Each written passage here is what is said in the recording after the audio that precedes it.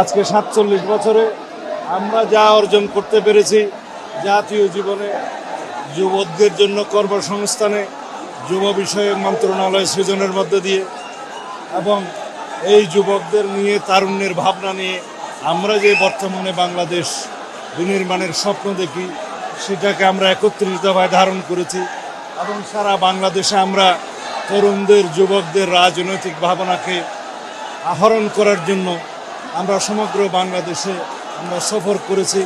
তাদের রাজনৈতিক ভাবনা এবং তারুণ্যের রাজনৈতিক ভাবনা আমরা গ্রহণ করে আত্মস্থ করে সামনের দিনে জাতি বিনির্মাণে কীভাবে আমরা সেটা বাস্তবায়ন করতে পারি সেই লক্ষ্যে আমরা কর্মসূচি প্রণয়ন করছি।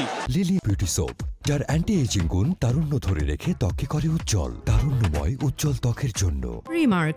আশা করি ইনশাআল্লাহ এই দেশ একটি তারুণ্য নির্ভর বাংলাদেশ হবে, যুবকদের কর্মসংস্থান নির্ভর বাংলাদেশ হবে, যুবকদের এবং তারুণ্যের চিন্তা চেতনা নির্ভর, প্রযুক্তি নির্ভর, মেধা নির্ভর বাংলাদেশ বিনির্মাণ হবে।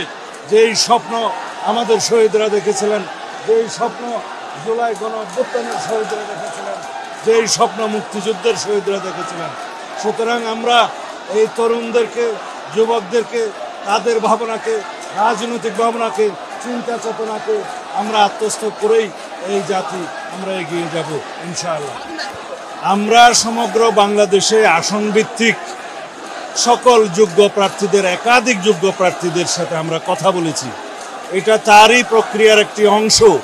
আমরা একই মেসেজ দিতে চাই যাতে আমাদের দলের ভিতরে ঐক্য থাকে, জাতির মধ্যে ঐক্য থাকে, যাদের সাথে আমরা যুগপৎ আন্দোলন করেছি এবং অন্যান্য একটা বৃহৎ জোটের জন্য আমরা চিন্তা করছি, সবাইকে নিয়ে ঐক্যবদ্ধভাবে যাতে আমরা আগামীতে এই নির্বাচনে বৈতরণী পার হতে পারি। তবে জাতির মধ্যে ঐক্যটাই হচ্ছে আমাদের সবচেয়ে বড় শক্তি।